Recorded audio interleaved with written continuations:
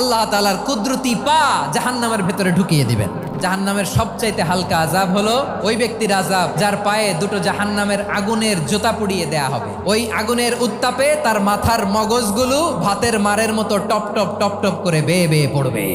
এইটা যদি সবচেয়ে লাইট পানিশমেন্ট হয়, সবচেয়ে হালকা পাতলা সহনীয় আযাব যদি হয়, তাহলে ভয়ঙ্কর তোমার আযাবের কি অবস্থা হবে? জাহান্নামের অবস্থা এত ভয়ঙ্কর হবে, জাহান্নামের ভেতরে লক্ষ লক্ষ কোটি কোটি কাফির মুশরিককে দেওয়ার পরেও জাহান্নাম বলবে হালমিম মাজিদ, আরো আছে নাকি, আরো দাও, আমার ক্ষুধা নিবারণ হয় নাই।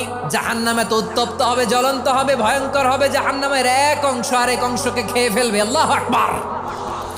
জাহান্নামের রক্ষী ফেরেশতারা কি করবে তারা নিজেরাও বুঝতে পারবে না। কোনো কিছুতেই যখন জাহান্নামকে শান্ত করা যায় না, আল্লাহ তাআলা তার কুদরতি পা জাহান্নামে ঢুকিয়ে দিবেন। দেওয়ার সাথে সাথে জাহান্নাম থেকে আওয়াজ আসবে, কাত বিইজ্জাতিকা ওয়া বিকারামিকা, আল্লাহ আপনার ইজ্জতের কসম, যথেষ্ট হয়েছে, আর লাগবে না। সুবহানাল্লাহ বলেন।